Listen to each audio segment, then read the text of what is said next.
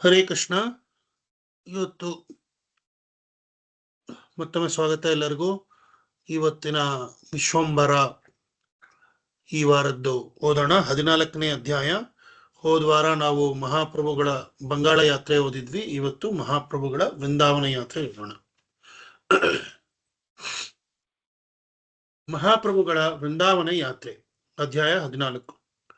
ಜಗನ್ನಾಥಪುರಿ ಕ್ಷೇತ್ರಕ್ಕೆ ಶರತ್ಕಾಲದ ಆಗಮನವಾಯಿತು. ಆಕಾಶವು ಶುಭ್ರವಾಯಿತು. ಕಾರ್ಮೋಡಗಳು ಈ ಕಡೆಗೆ ಮುಖ ಹಾಕುವುದಿಲ್ಲ ಎನ್ನುವಂತೆ ಮರೆಯಾಗಿ ಹೋದವು. ಹೊಲಗದ್ದೆಗಳಲ್ಲಿದ್ದ ಪೈರುಗಳು ಹಳದಿ ಬಣ್ಣಕ್ಕೆ ತಿರುಗಿ ತಲೆಬಾಗಿ ಭೂದೇವಿಗೆ ನಮಸ್ಕರಿಸಿದವು. ಚೈತನ್ಯ ಮಹಾಪ್ರಭುಗಳು ಪ್ರಕೃತಿಯಲ್ಲಿ ಆಗುತ್ತಿದ್ದ ಸೂಕ್ಷ್ಮ ಬದಲಾವಣೆಗಳನ್ನು ಗಮನಿಸಿದರು. ತಾವು ವೃಂದಾವನಕ್ಕೆ ತೆರಳಲು ಇದು ಸೂಕ್ತ ಸಮಯವೆಂದು ಮನಗಂಡರು. ರಾಮಾನಂದ ರಾಯರು ಮತ್ತು ಸ್ವರೂಪ ದಾಮೋದರ ಗೋಸ್ವಾಮಿಯವರನ್ನು ಏಕಾಂತ ಸ್ಥಳಕ್ಕೆ ಕರೆಸಿಕೊಂಡರು. ನಾನು ವೃಂದಾವನಕ್ಕೆ ಹೊರಡುವ ಸಮಯ ಬಂದಿದೆ, ನಿಮ್ಮಿಬ್ಬರ ನೆರವು ಬೇಕು ಎಂದು ತಮ್ಮ ಕೋರಿಕೆಯನ್ನು ಮುಂದಿಟ್ಟರು. ಇಬ್ಬರು ತಲೆಬಾಗಿ ಒಪ್ಪಿಗೆ ಸೂಚಿಸಿದರು. ಚೈತನ್ಯ ಮಹಾಪ್ರಭುಗಳು ಸಂತುಷ್ಟರಾದರು. ಈ ಬಾರಿ ವೃಂದಾವನಕ್ಕೆ ನಾನೊಬ್ಬನೇ ಹೋಗುವುದೆಂದು ನಿರ್ಧರಿಸಿದ್ದೇನೆ. ಯಾರಾದರೂ ನನ್ನ ಜೊತೆ ಬರುತ್ತೇನೆಂದರೆ ನೀವು ದಯವಿಟ್ಟು ಅವರನ್ನು ತಡೆಯಬೇಕು. ನಾನೊಬ್ಬನೇ ಹೋಗುತ್ತಿದ್ದೇನೆ ಎಂದು ನೀವೂ ಸೇರಿದಂತೆ ಯಾರೂ ದುಃಖಿಸಬಾರದು. ನೀವೆಲ್ಲ ಖುಷಿಯಿಂದ ಬೀಳ್ಕೊಟ್ಟರೆ ಮಾತ್ರ ನಾನು ವೃಂದಾವನಕ್ಕೆ ಸಂತೋಷದಿಂದ ಹೋಗಬಲ್ಲೆ. ಇದು ಆಜ್ಞೆ ಅಲ್ಲ, ವಿಜ್ಞಾಪನೆ ಎಂದರು. ಮಹಾಪ್ರಭುಗಳ ಈ ಕಠೋರ ನಿರ್ಧಾರವನ್ನು ಕೇಳಿದ ಇಬ್ಬರ ಮುಖವೂ ಬಾಡಿ ಹೋಯಿತು. ಅವರು ಪರಸ್ಪರ ಮುಖ ನೋಡಿಕೊಂಡರು. ತಮ್ಮಿಬ್ಬರ ಭಾವವು ಒಂದೇ ಎನ್ನುವಂತೆ ನಾವು ತಮ್ಮನ್ನು ಸಂತೋಷದಿಂದ ಬೀಳ್ಕೊಡುತ್ತೇವೆ, ಆದರೆ ನಮ್ಮ ಒಂದು ಮನವಿಯನ್ನು ತಾವು ಅಂಗೀಕರಿಸಬೇಕು. ಅದು ತಾವೇ ಹೇಳಿದ ಮಾತಿನ ಹಾಗೆ ನಿಮ್ಮ ಸಂತೋಷಕ್ಕಾಗಿ ಅಲ್ಲವಾದರೂ ನಮ್ಮ ಸಂತೋಷಕ್ಕಾಗಿ ಎಂದು ವಿನಂತಿಸಿದರು. ಚೈತನ್ಯ ಮಹಾಪ್ರಭುಗಳು ಮುಗುಳ್ನಕ್ಕೂ ಆಯಿತು, ನಿಮ್ಮ ಮನವಿ ಏನು ಎನ್ನುವುದನ್ನು ಹೇಳಿ ಎಂದರು. ಸ್ವರೂಪ ದಾಮೋದರರು, ಮಹಾಪ್ರಭು, ತಾವು ಪ್ರಯಾಣ ಮಾಡುವ ದಾರಿಯು ದುರ್ಭರವಾದ ಕಾಡಿನ ನಡುವೆ ಇದೆ. ಅಲ್ಲಿ ತಮಗೆ ಭೋಜನ ನೀಡಲು ಸದ್ಬ್ರಾಹ್ಮಣರು ಸಿಗುವುದು ಕಷ್ಟ. ಆದ್ದರಿಂದ ತಮ್ಮ ಅಡಿಗೆ ವ್ಯವಸ್ಥೆ ನೋಡಿಕೊಳ್ಳಲು ಒಬ್ಬ ಶುದ್ಧ ಬ್ರಾಹ್ಮಣನ ಅವಶ್ಯಕತೆ ಇದೆ. ಅವನಲ್ಲದೆ ತಮ್ಮ ನೀರಿನ ಗಡಿಗೆ ಮತ್ತು ವಸ್ತ್ರಗಳನ್ನು ಒಯ್ಯಲು ಇನ್ನೊಬ್ಬ ಬ್ರಾಹ್ಮಣನ ಅವಶ್ಯಕತೆಯೂ ಇದೆ. ಹೀಗೆ ತಾವು ಇಬ್ಬರು ಸೇವಕರನ್ನು ಕೂಡಿ ಹೊರಟರೆ ನಾವು ನೆಮ್ಮದಿಯಿಂದ ತಮ್ಮನ್ನು ಬೀಳ್ಕೊಡಬಹುದು ಎಂದು ಹೇಳಿದರು. ಚೈತನ್ಯ ಮಹಾಪ್ರಭುಗಳು ಈ ಪ್ರಸ್ತಾಪವನ್ನು ಒಪ್ಪಿ, ಸರಿ, ನಾನು ಇದಕ್ಕೆ ಒಪ್ಪುತ್ತೇನೆ. ಆದರೆ ನನ್ನ ಜೊತೆ ಬರುವ ಬ್ರಾಹ್ಮಣರು ಹೊಸಬರಾಗಿರಬೇಕು ಮತ್ತು ಪ್ರಶಾಂತ ಚಿತ್ತದವರಾಗಿರಬೇಕು.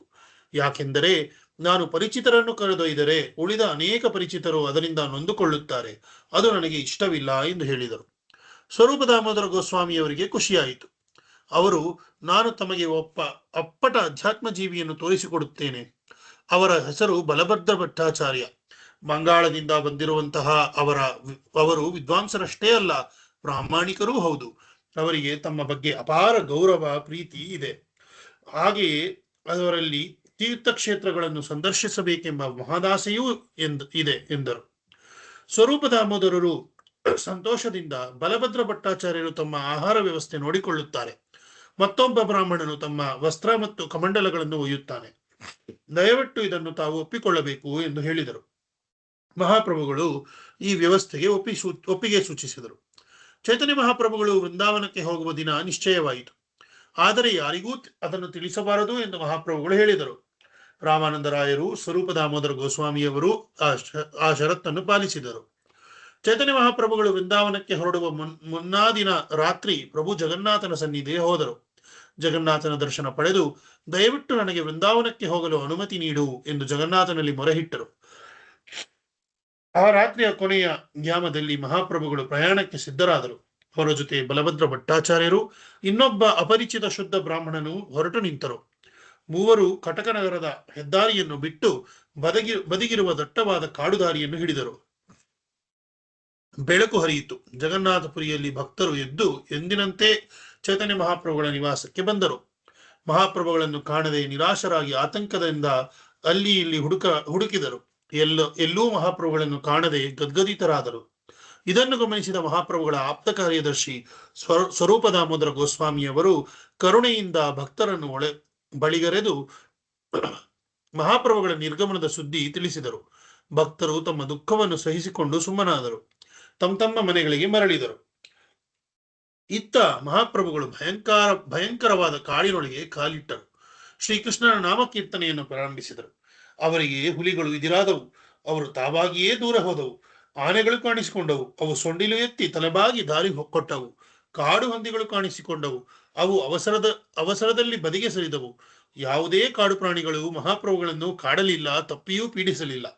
ಯಾವುದೇ ತೊಂದರೆ ಕೊಡದೆ ದಾರಿ ಬಿಟ್ಟು ದೂರ ಹೋದವು. ಮಹಾಪ್ರಭುಗಳು ಕಿಂಚಿತ್ತೂ ಭಯಪಡದೆ ಮುಂದೆ ಮುಂದೆ ಸಾಗಿದರು. ಆದರೆ ಬಲಭದ್ರ ಭಟ್ಟಾಚಾರ್ಯರಿಗೆ ಆತಂಕವಾಯಿತು. ಅವರಲ್ಲಿ ಭಯವೂ ಕಾಣಿಸಿಕೊಂಡಿತು.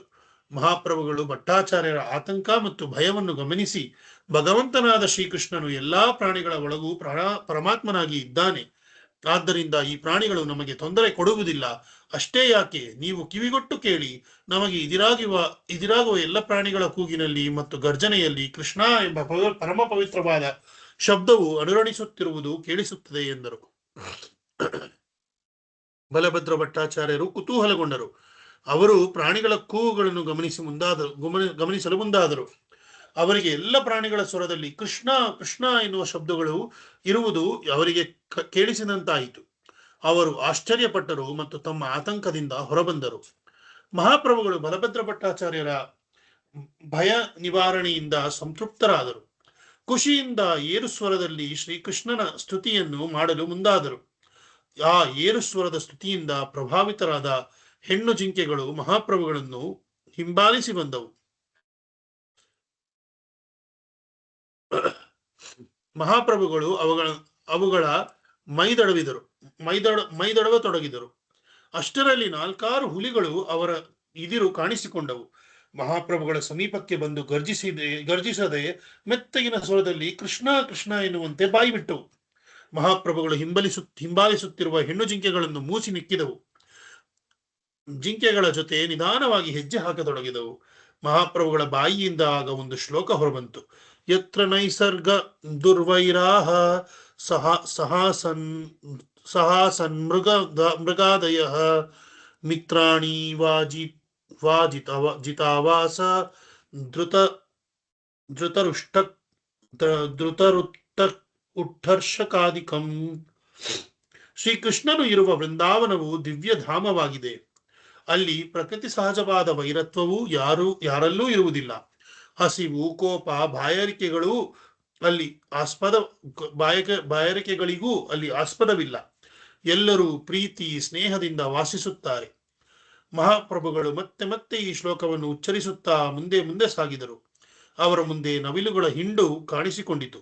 ಮಹಾಪ್ರಭುಗಳಿಗೆ ತತ್ಕ್ಷಣ ಶ್ರೀಕೃಷ್ಣನ ತಲೆಯ ಮೇಲಿನ ನವಿಲುಗರಿಯ ನೆನಪಾಯಿತು. ಅವರು ಹರಿಬೋಲ್ ಹರಿಬೋಲ್ ಎಂದು ದೊಡ್ಡದಾಗಿ ಕೂಗಿದರು. ಅದನ್ನು ಕೇಳಿದ ನವಿಲುಗಳು ಮುಂದೆ ಹೆಜ್ಜೆ ಇಡುವುದನ್ನು ನಿಲ್ಲಿಸಿ ತಮ್ಮ ಕಾಲಿಗೆ ತಾವೇ ಗೆಜ್ಜೆ ಕಟ್ಟಿದಂತೆ ನಲಿದಾಡಲು ಪ್ರಾರಂಭಿಸಿದವು. ಆಗ ಅಕ್ಕಪಕ್ಕದಲ್ಲಿನ ಮರಗಿಡ ಬಳ್ಳಿಗಳು ಕಂಪಿಸಿದವು. ಗಾಳಿ ಬೀಸದಿದ್ದರೂ ಗಾಳಿ ಬೀಸಿದಂತೆ ಎಲೆಗಳು ಲಕಲಕನೇ ತಲೆದೂಗಲು ಮುಂದಾದವು.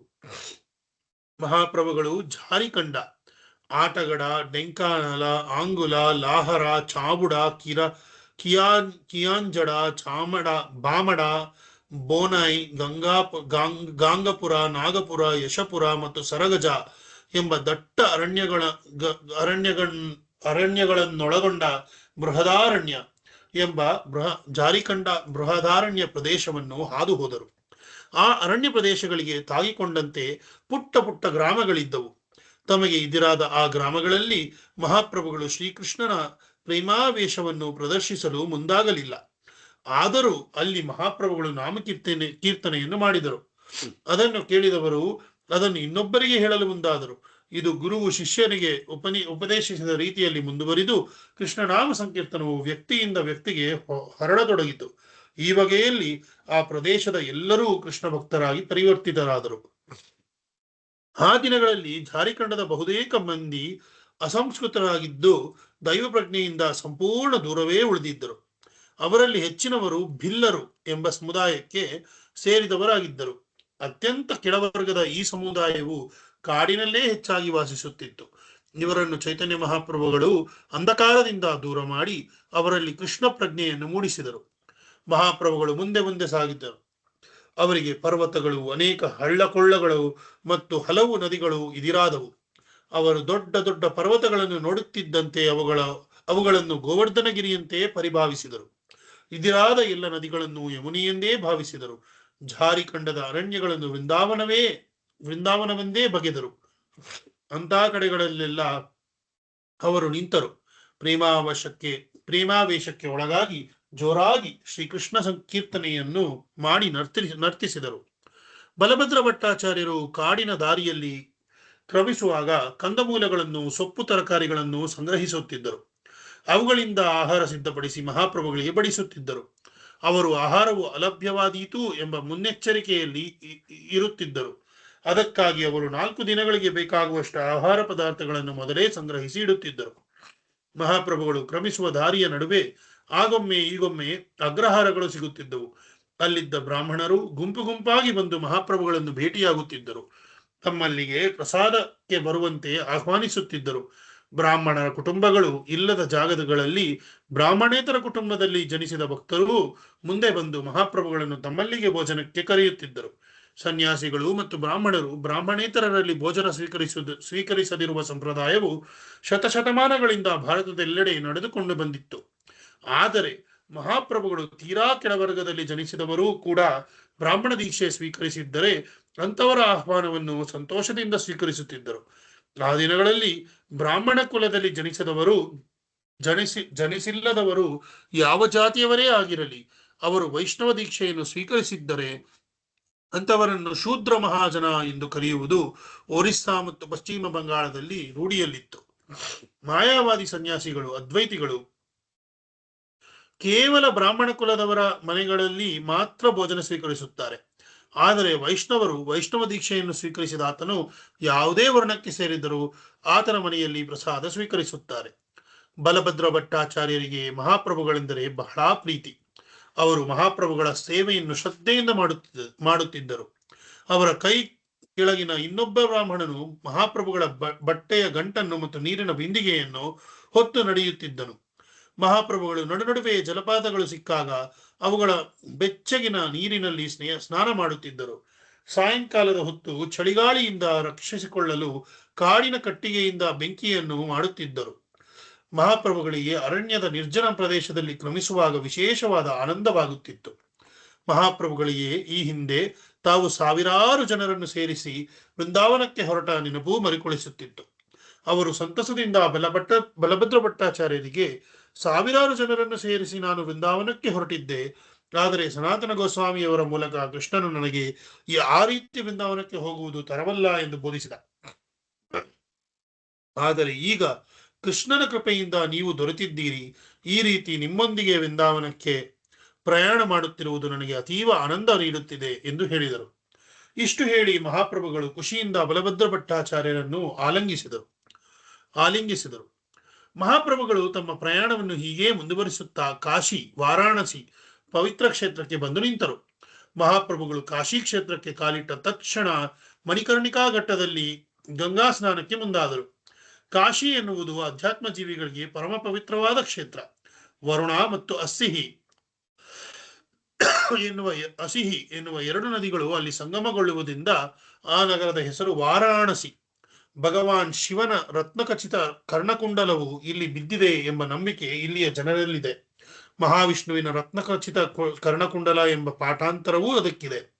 ಈ ಕಾರಣದಿಂದ ಕರ್ಣಕುಂಡಲವು ಬಿದ್ದಿರುವ ಜಾಗವನ್ನು ಮಣಿಕರ್ಣಿಕಾ ಎಂದು ಕರೆಯಲಾಗುತ್ತದೆ.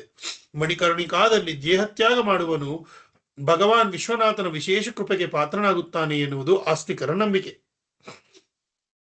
ಮಹಾಪ್ರಭುಗಳು ಸ್ನಾನ ಮಾಡುತ್ತಿರುವುದನ್ನು ದೂರದಿಂದ ತಪನ ಮಿಶ್ರರೆಂಬ ಅವರ ಭಕ್ತರೊಬ್ಬರು ಗಮನಿಸಿದರು. ಸನ್ಯಾಸ ಪೂರ್ವದಲ್ಲಿ ಚೈತನ್ಯ ಮಹಾಪ್ರಭುಗಳು ಪೂರ್ವ ಬಂಗಾಳ ಯಾತ್ರೆ ಮಾಡಿದ್ದಾಗ ಅಲ್ಲಿ ಮಿಶ್ರರು ಮಹಾಪ್ರಭುಗಳನ್ನು ಭೇಟಿ ಮಾಡಿದ್ದರು.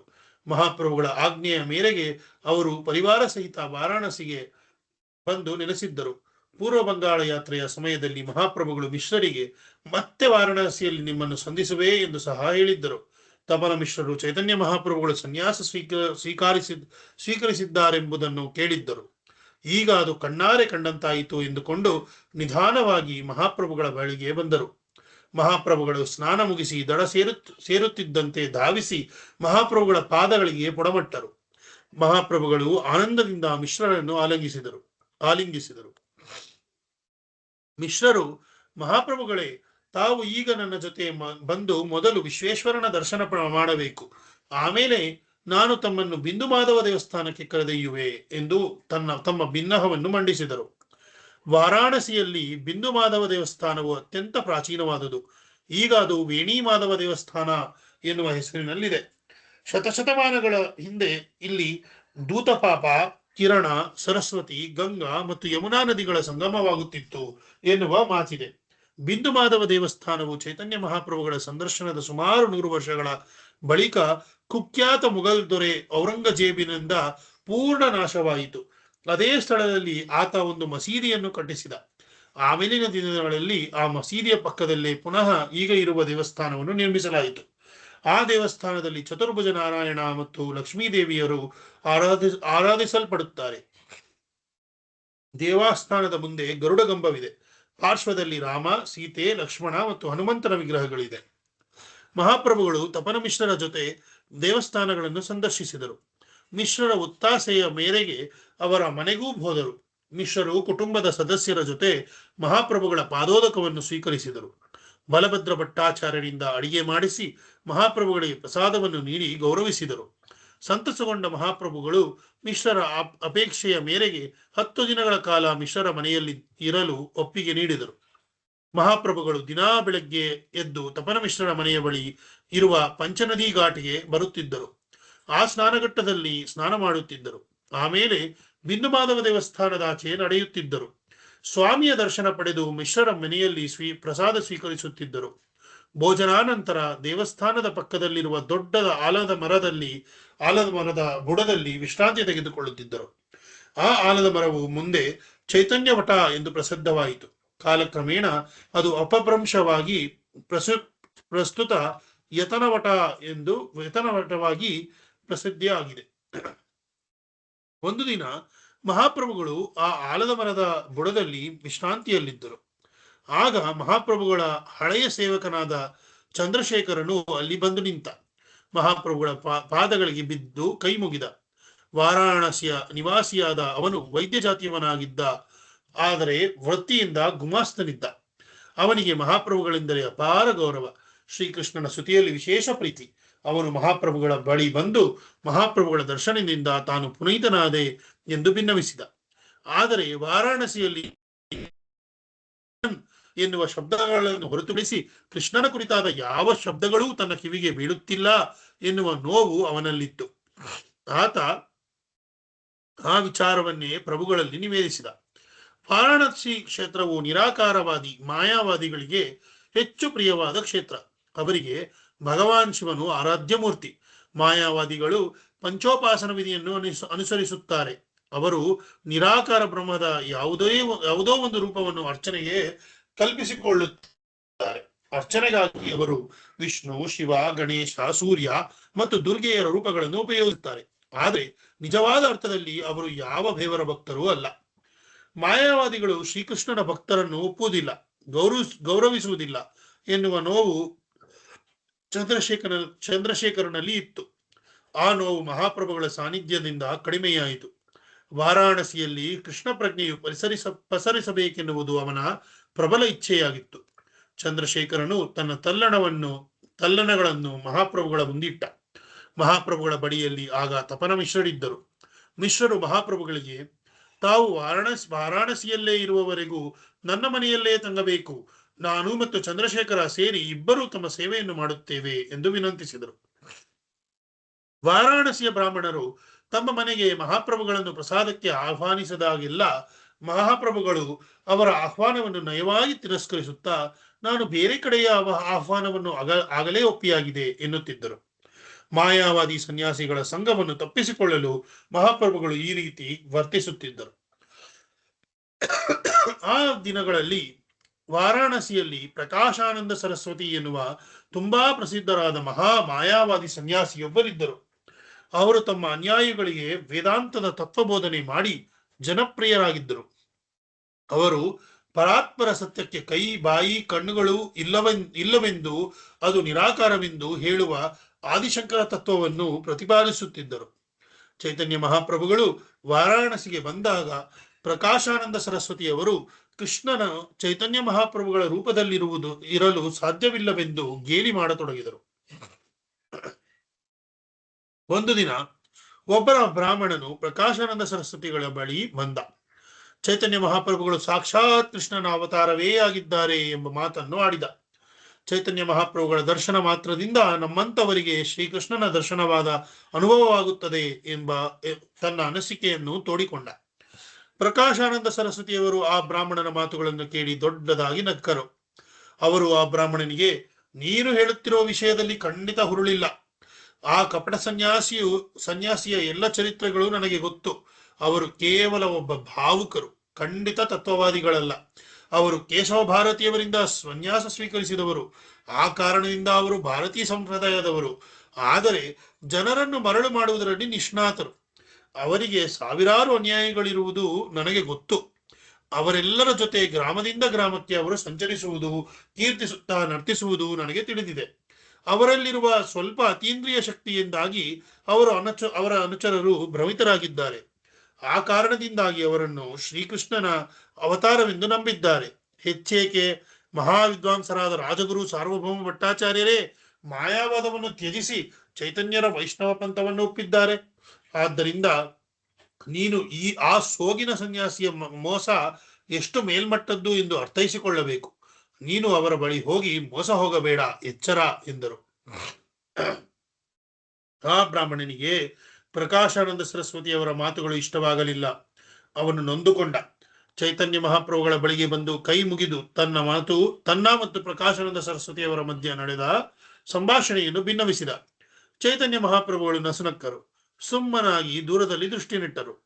ಆ ಬ್ರಾಹ್ಮಣನು, ನಾನು ನಿಮ್ಮ ಹೆಸರು ಹೇಳಿದ ಕೂಡಲೇ ಅವರು ನಿಮ್ಮ ಹೆಸರು ತಮಗೆ ಗೊತ್ತೆಂದು ಹೇಳಿದರು. ಆದರೆ ಅವರು 3 ಬಾರಿ ಚೈತನ್ಯ ಎಂದು ಉಚ್ಚರಿಸಿದರು. ತಪ್ಪಿಯೂ ಶ್ರೀಕೃಷ್ಣನ ಹೆಸರನ್ನು ಹೇಳಲಿಲ್ಲ. ನನಗಾದರೋ ನಿಮ್ಮನ್ನು ನೋಡಿದ ತಕ್ಷಣ ಹರಿ ಹರಿ ಕೃಷ್ಣ ಕೃಷ್ಣ ಎನ್ನಬೇಕು ಎನ್ನುವ ಭಾವ ಬರುತ್ತದೆ ಎಂದರು. ಚೈತನ್ಯ ಮಹಾಪ್ರಭುಗಳು ಗಂಭೀರವಾದರು.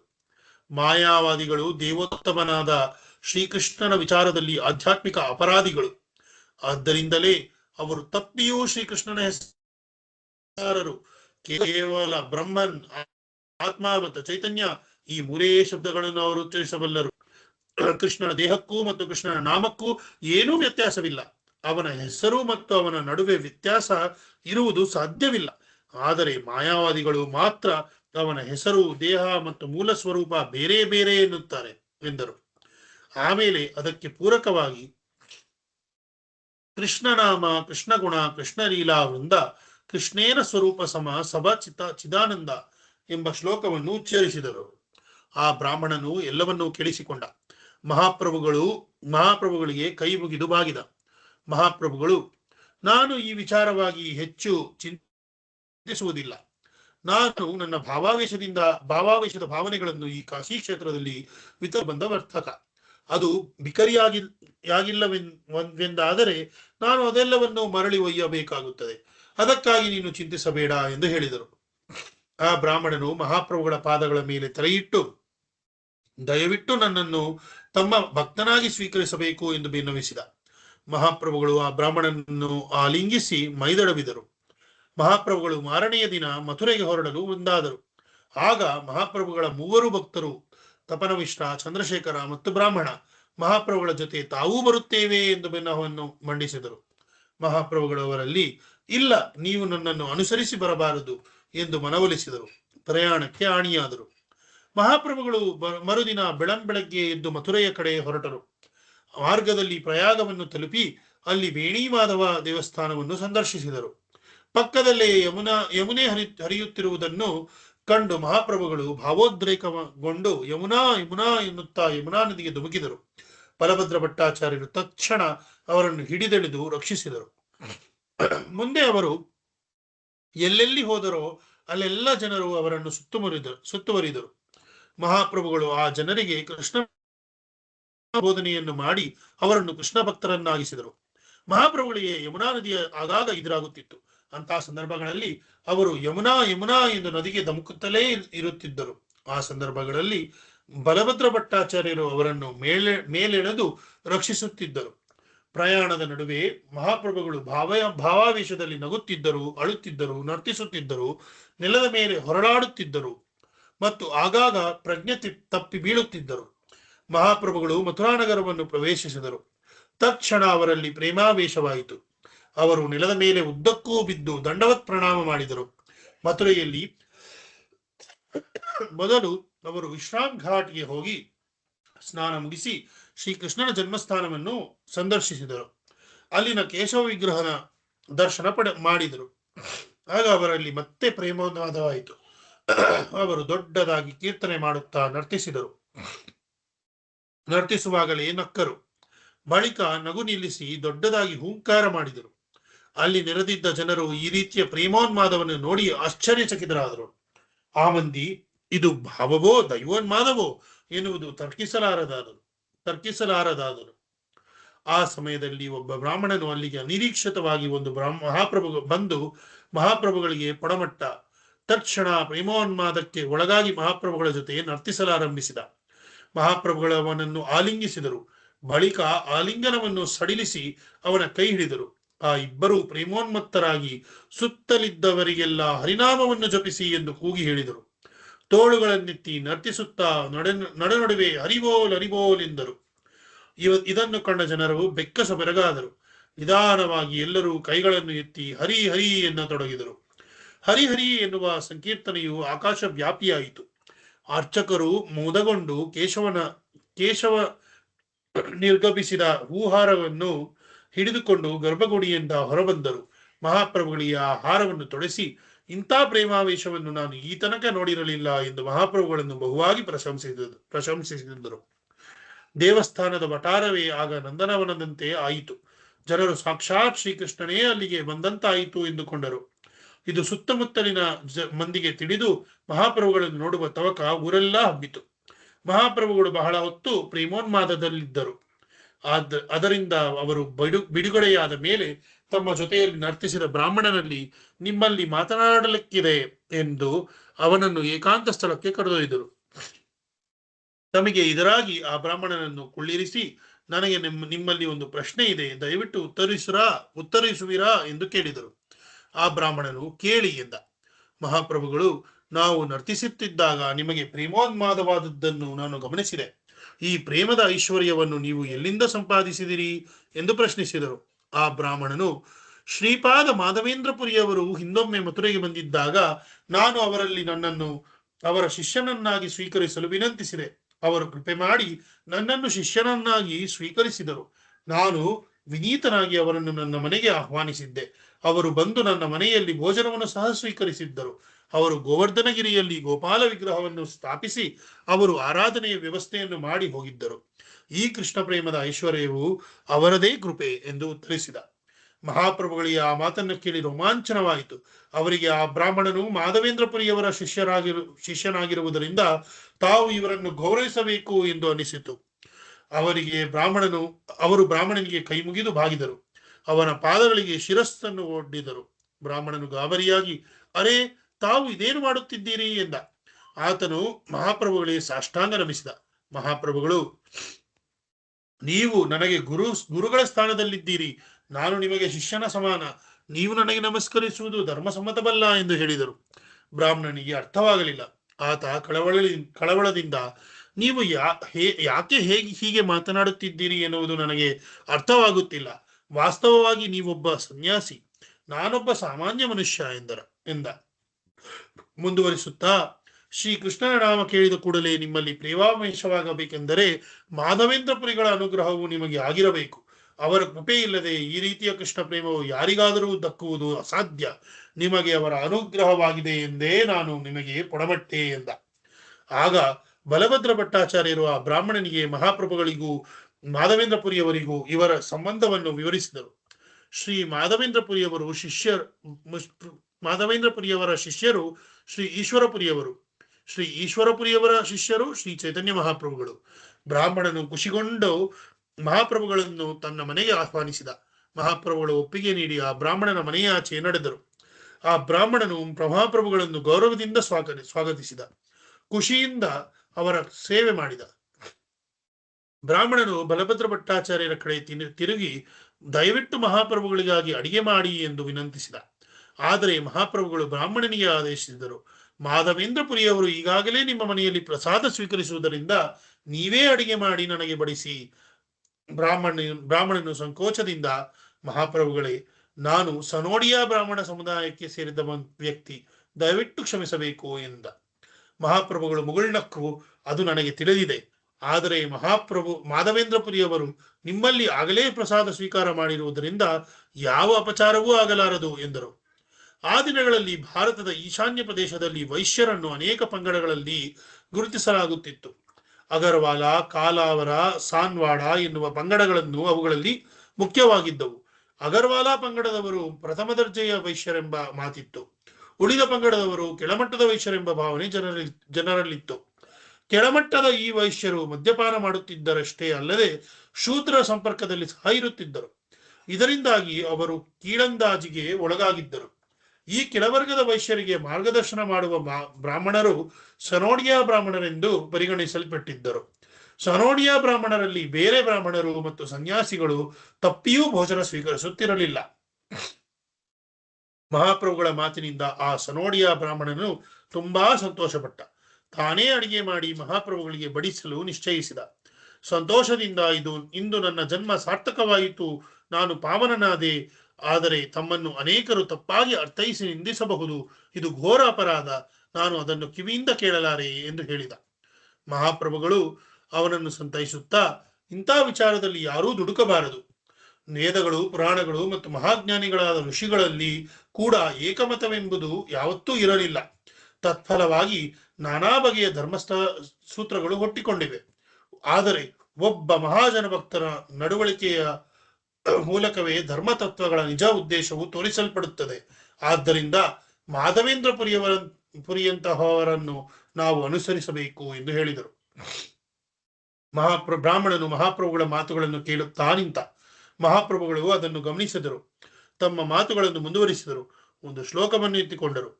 ತರ್ಕೋ ಪ್ರತಿಷ್ಠಾ ಶ್ರುತಯೋ ವಿಭಿನ್ನ ನಾಸಾ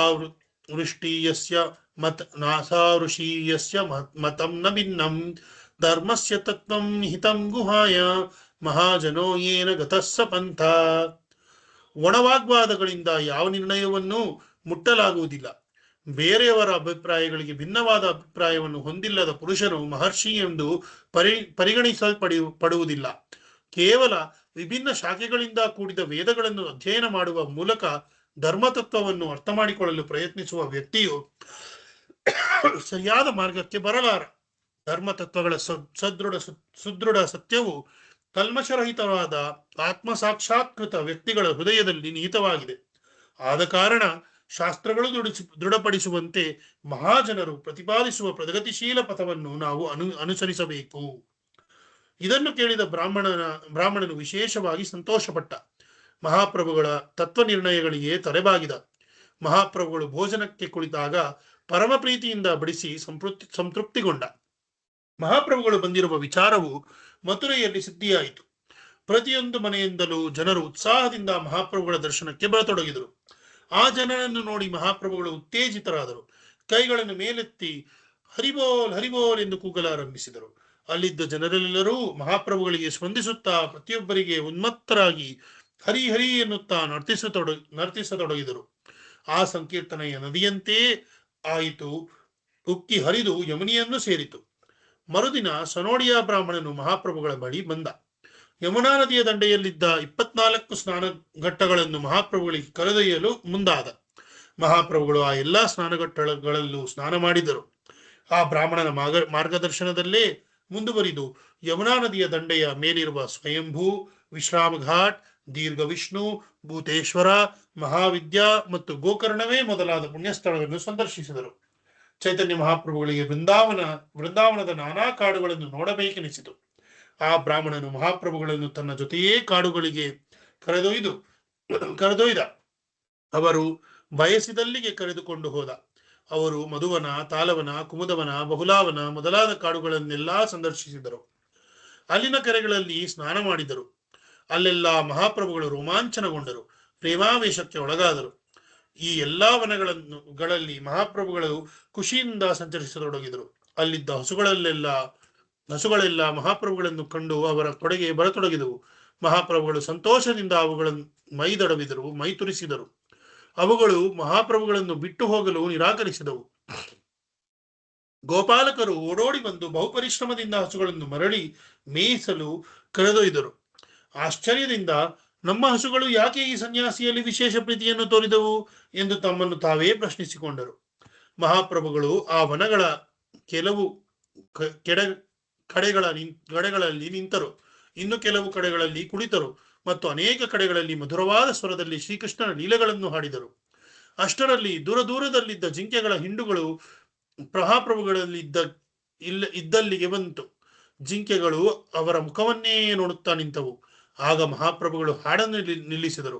ಅವುಗಳು ಯಾಕೆ ನಿಲ್ಲಿಸಿದ್ರಿ ಎಂಬಂತೆ ಮಹಾಪ್ರಭುಗಳನ್ನು ನೆಕ್ಕಿದವು. ಮಹಾಪ್ರಭುಗಳು ವನಗಳ ನಡುವೆ ಖುಷಿಯಿಂದ ನಡೆಯತೊಡಗಿದರು. ನಡುವೆ ನಿಂತು ಮರಗಳನ್ನು ದಿಟ್ಟಿಸಿದರು. ಆಗ ಅಲ್ಲಿದ್ದ ಗಿಳಿ ಕೋಗಿಲೆಗಳು ಅವರನ್ನು ನೋಡಿ ನಾವೂ ಇದ್ದೇವೆ ಎಂಬಂತೆ ಸ್ವರವೆಬ್ಬಿಸಿದವು. ಮಹಾಪ್ರಭುಗಳಿಗೆ ಅಮಿತವಾದ ಆನಂದವಾಯಿತು. ಅವರು ಕೈಗೆ ಸಿಕ್ಕಿದ ತರುಲತೆಗಳನ್ನು ಅಪ್ಪಿಕೊಂಡರು. ಫಲಪುಷ್ಪಗಳನ್ನು ನೋಡಿ ಆನಂದಿಸಿದರು. ಗಿಡಗಳನ್ನು ಕಣ್ಣಿಟ್ಟು ನೋಡುತ್ತಾ ಕೃಷ್ಣ ಎಲ್ಲೆಲ್ಲೂ ನೀನೇ ಎಂದು ತಮ್ಮೊಳಗೆ ಪಿಸುಗುಟ್ಟಿದರು. ಮಹಾಪ್ರಭುಗಳು ಮುನ್ನಡೆದು ಹೋಗುತ್ತಿದ್ದಂತೆ ದಿಢೀರಾಗಿ ಅವರಲ್ಲಿ ಪ್ರೇಮಾವೇಶವು ಕಾಣಿಸಿಕೊಂಡು ಕಂಬನಿ, ನಡುಕ, ಪುಲಕ ಎಲ್ಲವೂ ಅವರನ್ನು ಆಕ್ರಮಿಸಿದವು.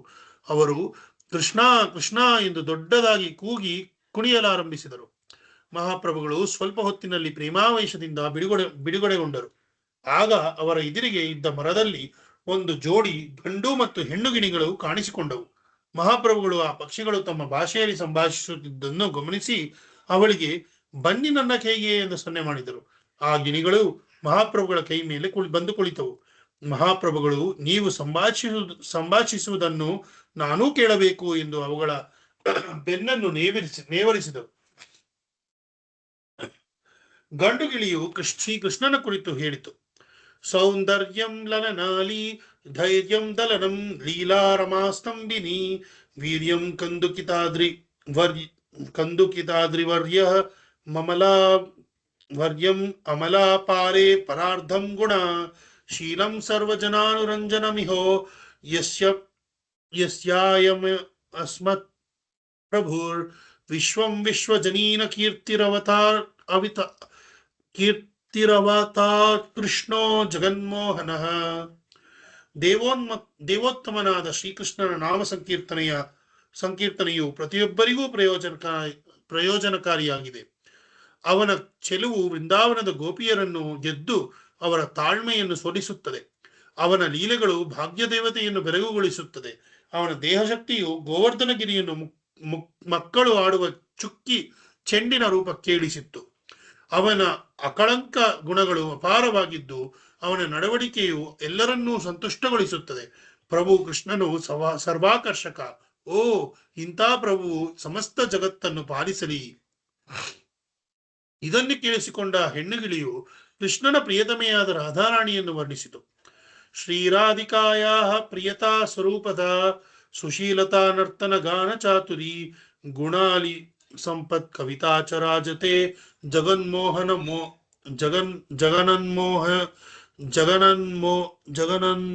ಜಗನ್ಮನೋಮೋಹನ ಚಿತ್ತಮೋಹಿನಿ. ಶ್ರೀಮತಿ ರಾಧಾರಾಣಿಯ ಪ್ರೀತಿ ಅವಳ ಅಪೂರ್ವ ಸೌಂದರ್ಯ ಮತ್ತು ಸನ್ನಡತೆ, ಅವಳ ಕಲಾತ್ಮಕ ನರ್ತನ, ಸಂಕೀರ್ತನೆಗಳು, ಕವಿತಾ ಕೌಶಲ ಮೊದಲಾದವುಗಳು ಎಷ್ಟು ಆಕರ್ಷಣೀಯವೆಂದರೆ ಜಗತ್ತಿನಲ್ಲಿರುವ ಪ್ರತಿಯೊಬ್ಬರ ಮನಸ್ಸನ್ನು ಮೋಹಿಸುವಂತಹ ಕೃಷ್ಣನ ಮನಸ್ಸನ್ನೇ ಅವು ಆಕರ್ಷಿಸಿವೆ. ಆ ಗಿಳಿಗಳು ಈ ರೀತಿ ಮಾತನಾಡಿಕೊಂಡವು. ಆಮೇಲೆ ಅವು ಮುಂದಿರುವ ಕೊಂಬೆಯಾಚೆಗೆ ಹಾರಿ ಹೋದವು. ಮಹಾಪ್ರಭುಗಳು ಗಿಳಿಗಳನ್ನು ಮತ್ತೆ ಮತ್ತೆ ನೋಡಿ ಸಂಭ್ರಮಿಸಿದರು. ಅಷ್ಟರಲ್ಲಿ ನವಿಲುಗಳು ಇದರಲ್ಲಿ ಕಾಣಿಸಿಕೊಂಡವು.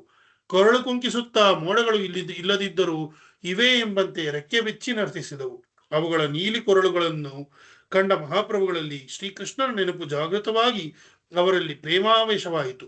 ಅವರು ತಲೆ ತಿರುಗಿ ಕುಸಿದು ಬಿದ್ದರು. ಅವರ ಬಳಿಯಿದ್ದ ಬ್ರಾಹ್ಮಣನು ಗಾಬರಿಯಾಗಿ ಬಲಭದ್ರ ಭಟ್ಟಾಚಾರ್ಯರನ್ನು ಕೂಗಿದ.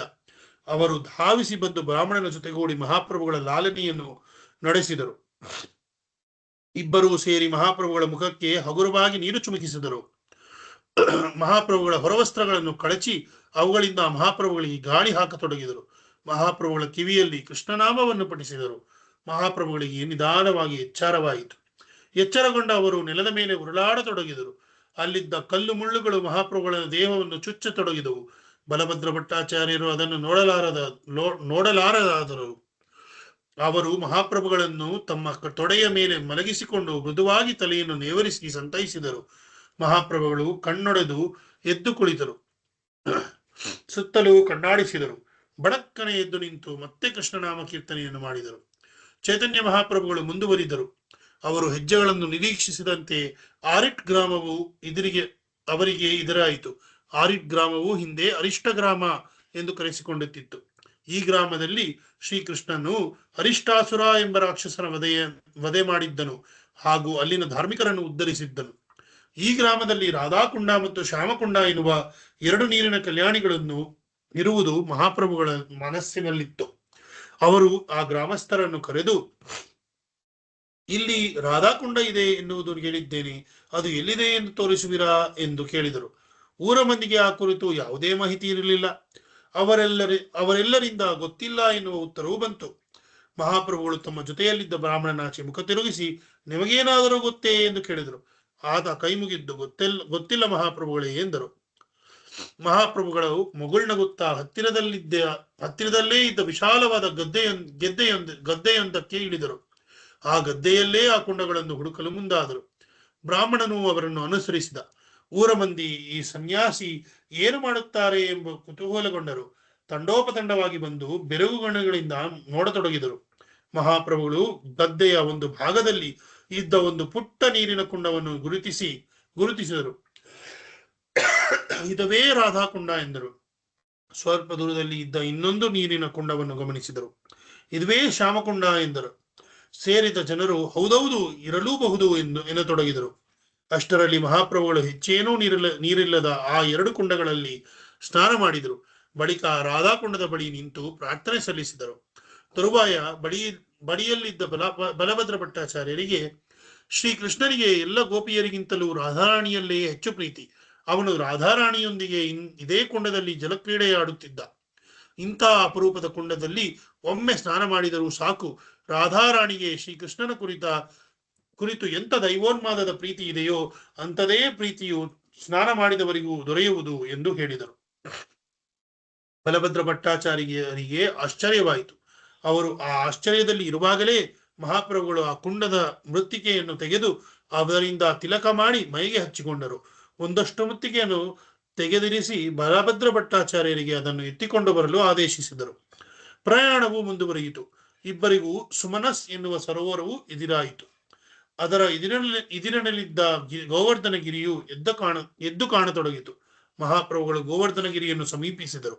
ಸಾಷ್ಟಾಂಗ ನಮಸ್ಕರಿಸಿ ಮೇಲೆದ್ದರು. ಬಳಿಯಲ್ಲಿದ್ದ ಏಕಶಿಲೆಯೊಂದನ್ನು ನೋಡಿ ಭಾವೋದ್ರೇಕಗೊಂಡು ಕೃಷ್ಣ ಕೃಷ್ಣ ಎಂದು ಆ ಶಿಲೆಯನ್ನು ಆಲಿಂಗಿಸಿಕೊಂಡರು. ಅಲ್ಲಿಂದ ಮುಂದೆ ಹೆಜ್ಜೆ ಇಡುವಾಗ ಅವರಿಗೆ ಗೋವರ್ಧನ ಗ್ರಾಮ ಸಿಕ್ಕಿತು.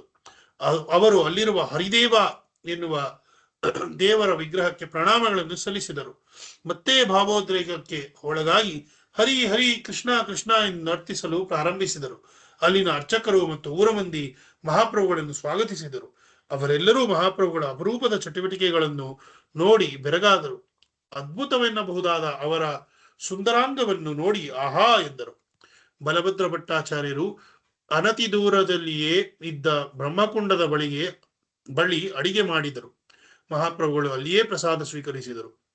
ಆ ರಾತ್ರಿಯನ್ನು ಹರಿದೇವನ ಆಲಯದಲ್ಲೇ ಕಳೆದರು.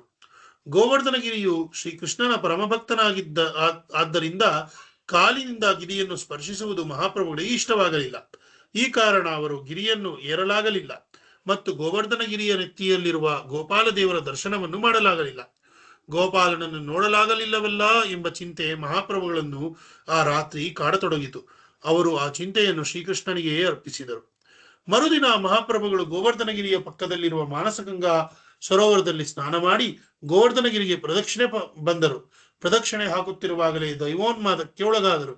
ಅವರ ಬಾಯಿಯಿಂದ ಆಗ ಭಾಗವತದ ಶ್ಲೋಕವೊಂದು ಹೊರಬಂತು. ಹಂತಾಯ ಮದ್ರಿರ ಬಲ ಹರಿದಾಸವರ್ಯೋ ಯದ್ರಾಮಕೃಷ್ಣ ಚರಣ ಸ್ಪರ್ಶ ಪ್ರಮೋದ ಮಾನಂ ತನೋತಿ ಸಹ ಗೋಗಣ ಗಣಯೋಸ್ತಯೋರ್ಯತ್ ಪಾನೀಯ ಸೂಯವಸ ಕುಂದರ ಕುಂದ ಮೂಲೈ. ಕೃಷ್ಣ ಭಕ್ತರಲ್ಲಿ ಗೋವರ್ಧನಗಿರಿಯೇ ಶ್ರೇಷ್ಠ. ಆ ಗಿರಿಯು ಕೃಷ್ಣ ಬಲರಾಮರಿಗೆಲ್ಲದೆ ದನಕರುಗಳಿಗೆ ಮತ್ತು ಗೋಪಾಲಕರಿಗೆ ಅಗತ್ಯವಾದ ನೀರು, ಮೃದುವಾದ ಹುಲ್ಲು, ಹೂಗಳು, ಹಣ್ಣುಗಳು ಮತ್ತು ಗುಹೆಗಳನ್ನು ನೀಡುತ್ತಿದೆ. ಈ ರೀತಿಯಲ್ಲಿ ಈ ಗಿರಿಯು ಭಗವಂತನಿಗೆ ಸದಾ ಪ್ರಣಾಮವನ್ನು ಸಲ್ಲಿಸುತ್ತದೆ. ಕೃಷ್ಣ ಮತ್ತು ಬಲರಾಮರ ಪಾದಸ್ಪರ್ಶವಾಗಿರುವುದರಿಂದ ಈ ಗಿರಿಯು ತುಂಬಾ ಸಂತೋಷದಲ್ಲಿರುವಂತೆ ಕಾಣಿಸುತ್ತಿದೆ. ಬಳಿಕ ಮಹಾಪ್ರಭುಗಳು ಅಲ್ಲಿನ ಗೋವಿಂದಕೊಂಡ ಎಂಬಲ್ಲಿ ಸ್ನಾನ ಮಾಡಿದರು. ಅಷ್ಟರಲ್ಲಿ ಅವರಿಗೆ ಗೋವರ್ಧನಗಿರಿಯ ಗೋಪಾಲದೇವರು ಗಾಂಟುಲಿ ಗ್ರಾಮಕ್ಕೆ ಬಂದಿದ್ದಾನೆ ಎನ್ನುವ ಸುದ್ದಿಯು ತಲುಪಿತು. ಮಹಾಪ್ರಭುಗಳು ಗೋವರ್ಧನಗಿರಿಯನ್ನು ಹತ್ತುವುದಿಲ್ಲ ಎನ್ನುವುದನ್ನು ತಿಳಿದ ಗೋವರ್ಧನಗಿರಿಯ ಗೋಪಾಲನು ಅವರಿಗೆ ದರ್ಶನ ನೀಡಲು ಒಂದು ಕುಟಿಲೋಪಾಯವನ್ನು ಹೂಡಿದನು. ತಾನಿರುವ ಅನ್ನಕೂಟ ಗ್ರಾಮವನ್ನು ಮುಸ್ಲಿಂ ಸೈನಿಕರು ಆಕ್ರಮಣ ಮಾಡಲಿದ್ದಾರೆ ಎಂದು ವ್ಯಕ್ತಿಯೊಬ್ಬನಿಂದ ಹೇಳಿಸಿದನು. ಹೆದರಿದ ಗ್ರಾಮಸ್ಥರು ಗಿರಿಯ ಮೇಲಿದ್ದ ಗೋಪಾಲ ವಿಗ್ರಹವನ್ನು ತೆಗೆದುಕೊಂಡು ಗಾಂಟುಲಿ ಗ್ರಾಮಕ್ಕೆ ಬಂದರು. ಅಲ್ಲಿ ಒಬ್ಬ ಬ್ರಾಹ್ಮಣನ ಮನೆಯಲ್ಲಿ ವಿಗ್ರಹವನ್ನು ಇರಿಸಿದರು.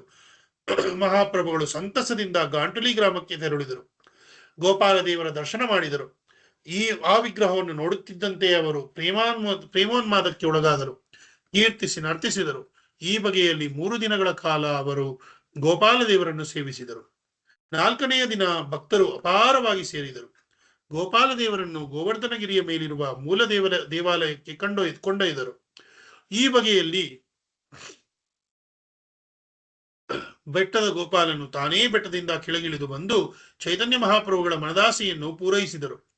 ಮುಂದೆ ಮಹಾಪ್ರಭುಗಳು ನಂದೀಶ್ವರನನ್ನು ನಂದಮಹಾರಾಜನ ಗ್ರಾಮ ಪ್ರವೇಶಿಸಿದರು. ಅಲ್ಲಿರುವ ಕೃಷ್ಣನ ಲೀಲಾ ವಿನೋದಗಳ ಸ್ಥಳಗಳನ್ನು ಸಂದರ್ಶಿಸಿದರು. ಅಲ್ಲಿನ ಸರೋವರಗಳಲ್ಲಿ ಮಿಂದರು.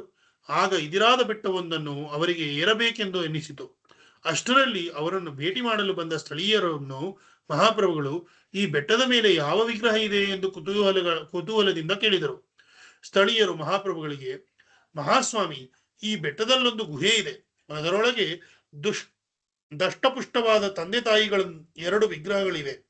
ಆ ವಿಗ್ರಹಗಳ ನಡುವೆ 3 ಸ್ಥಳಗಳಲ್ಲಿ ಬಾಗಿರುವ ಒಂದು ಸುಂದರ ಮಗುವಿನ ವಿಗ್ರಹವೂ ಇದೆ ಎಂದು ತಿಳಿಸಿದರು. ಮಹಾಪ್ರಭುಗಳು ಸ್ಥಳೀಯರ ಜೊತೆಯಲ್ಲಿ ಬೆಟ್ಟವನ್ನು ಏರಿ ಆ ಗುಹೆಯನ್ನು ಪ್ರವೇಶಿಸಿದರು. ಆ ವಿಗ್ರಹಗಳ ಮುಂದೆ ನಿಂತರು. ಅವರಿಗೆ ಅಲ್ಲಿರುವ ತಂದೆ ನಂದ ಮಹಾರಾಜ ಮತ್ತು ತಾಯಿ ಯಶೋದೆಯನ್ನು ನೋಡಿ ಆನಂದವಾಯಿತು. ಅವರು ಆ ವಿಗ್ರಹಗಳಿಗೆ ಪ್ರಣಾಮಗಳನ್ನು ಸಲ್ಲಿಸಿದರು.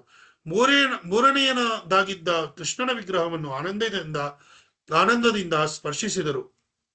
ಮಹಾಪ್ರಭುಗಳು ಕೆಲ ದಿನಗಳು ಆ ಗ್ರಾಮದಲ್ಲೇ ಉಳಿದರು. ಪ್ರತಿದಿನವೂ ಆ ವಿಗ್ರಹದ ಮುಂದೆ ನರ್ತಿಸಿದರು, ಸಂಕೀರ್ತಿಸಿದರು.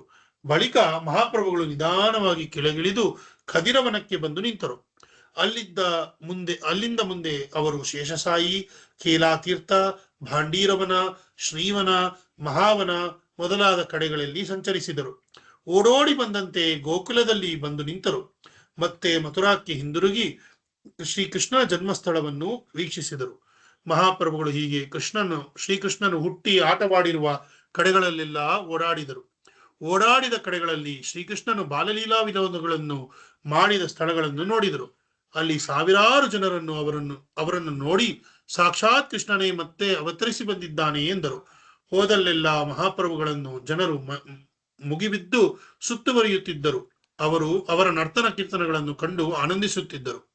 ಆ ಸಮಯದಲ್ಲಿ ರಜಪೂತ ಕ್ಷತ್ರಿಯ ಜಾತಿಗೆ ಸೇರಿದ ಕೃಷ್ಣದಾಸನೆಂಬ ವೈಷ್ಣವನು ಬಂದು ಮಹಾಪ್ರಭುಗಳಿಗೆ ಪ್ರಣಾಮ ಸಲ್ಲಿಸಿದನು. ಅಲ್ಲಿನ ಸ್ಥಳೀಯ ನಿವಾಸಿಯಾಗಿದ್ದ ಅವನು ವೈಷ್ಣವರಿಗೆ ಸೇವೆ ಸಲ್ಲಿಸುವ ಮಹದಾಸೆ ಹೊಂದಿದ್ದನು. ಮಹಾಪ್ರಭುಗಳು ಅವನನ್ನು ಹರಸಿ ತಮ್ಮ ಜೊತೆಯಲ್ಲೇ ಉಳಿಸಿಕೊಂಡರು. ಹೀಗೆ ಕೆಲ ದಿನಗಳು ಕಳೆದ ಬಳಿಕ ಬಲಭದ್ರ ಭಟ್ಟಾಚಾರ್ಯರು ಮಹಾಪ್ರಭುಗಳ ಮುಂದೆ ಬಂದು, ಮಹಾಪ್ರಭು, ಎಲ್ಲರೂ ಕಾಲಿಯದಹ ಎಂಬಲ್ಲಿ ಪ್ರತಿನಿತ್ಯ ಕೃಷ್ಣನನ್ನೇ ನೋಡಬಹುದು ಎನ್ನುತ್ತಾರೆ. ತಾವು ನನಗೆ ಅಲ್ಲಿಗೆ ಹೋಗಲು ಅನುಮತಿ ಕೊಡಿ ಎಂದು ಕೈಮುಗಿದರು. ಮಹಾಪ್ರಭುಗಳು ಕರುಣೆಯಿಂದ ಬಲಭದ್ರ ಭಟ್ಟಾಚಾರ್ಯರ ಕೆನ್ನೆಗೆ ಒಂದು ಏಟು ಕೊಟ್ಟು, ನೀವೊಬ್ಬರು ಪಂಡಿತರಿದ್ದೀರಿ, ಆದರೆ ಬೇರೆ ಬೇರೆ ಮೂರ್ಖರ ಹೇಳಿಕೆಗಳ ಪ್ರಭಾವದಿಂದ ಈಗ ನೀವೂ ಮೂರ್ಖರಾಗಿ ವರ್ತಿಸುತ್ತಿದ್ದೀರಿ. ಕೃಷ್ಣನೇ ಈ ಕಲಿಯುಗದಲ್ಲಿ ಯಾಕೆ ಅವತರಿಸಿದ್ದಾನೆ ಎಂದು ತಪ್ಪು ತಿಳಿದವರ ಮಾತುಗಳನ್ನು ನಂಬಿ ಅನೇಕರು ಆಗುತ್ತಿದ್ದಾರೆ. ನೀವು ಆ ಹುಚ್ಚರಂತೆ ವರ್ತಿಸಬಾರದು ಎಂದು ಹೇಳಿದರು.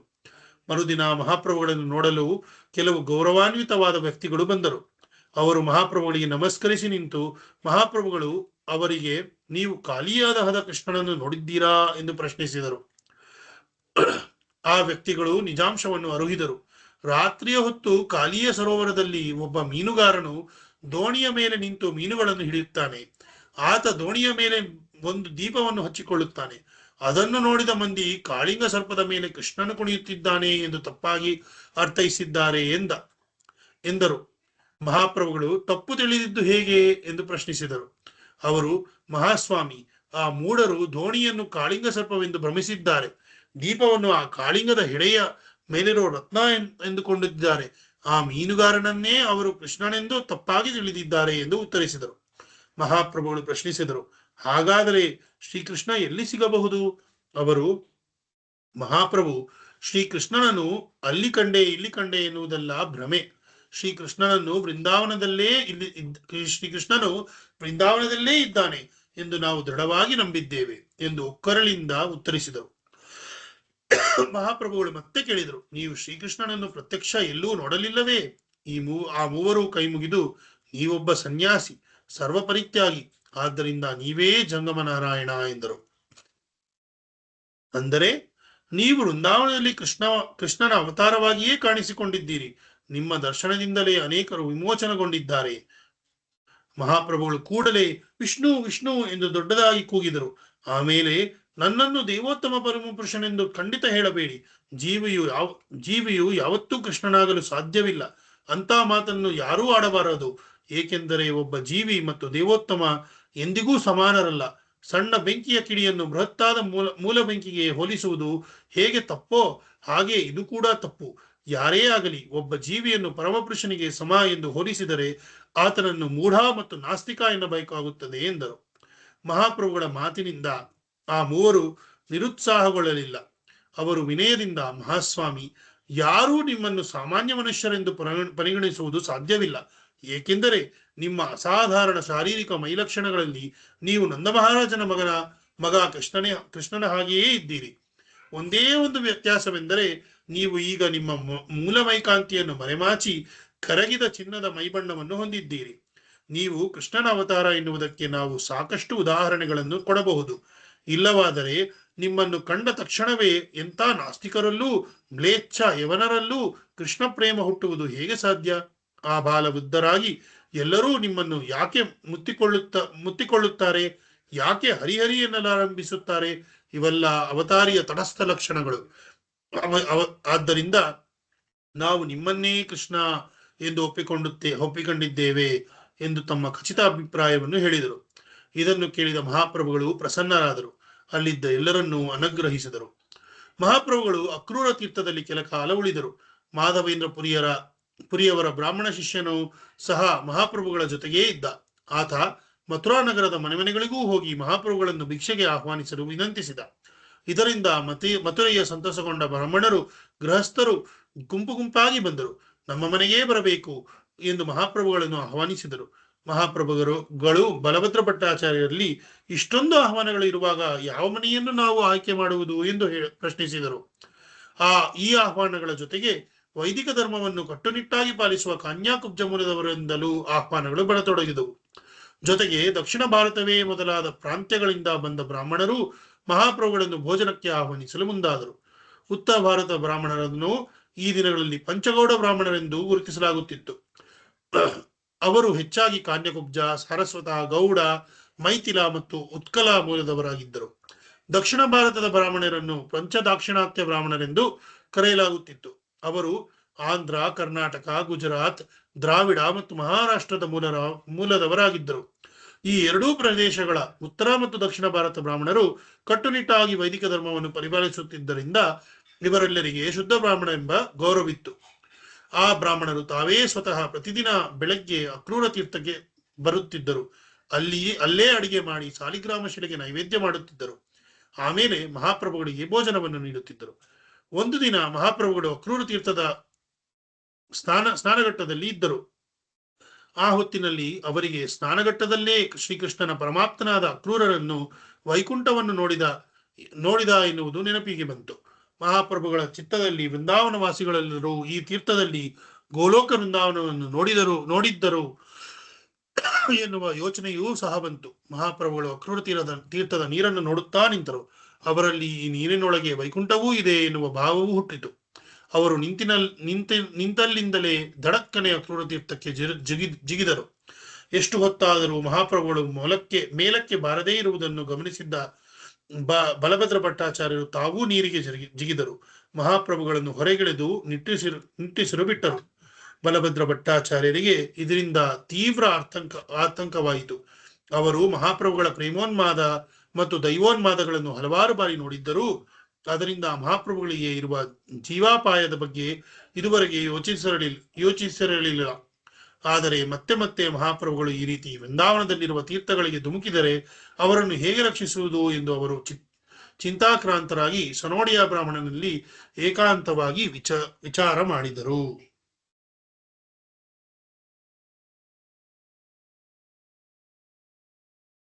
ಇನ್ನು ತುಂಬಾ ಇದೆ ಇದು. ಮುಂದಿನ ವಾರ ನಾವು ಮುಂದುವರ್ಸೋಣ. ಯಾಕೆಂದ್ರೆ ಇದು ತುಂಬಾ ದೊಡ್ಡ ಅಧ್ಯಾಯ ಇದೆ. ಇನ್ನೊಂದು 3-4 ಪೇಜ್ ಇದೆ. ಇವತ್ತಿಗೆ ಕ್ಲೋಸ್ ಮಾಡೋಣ. ಹರೇ ಕೃಷ್ಣ.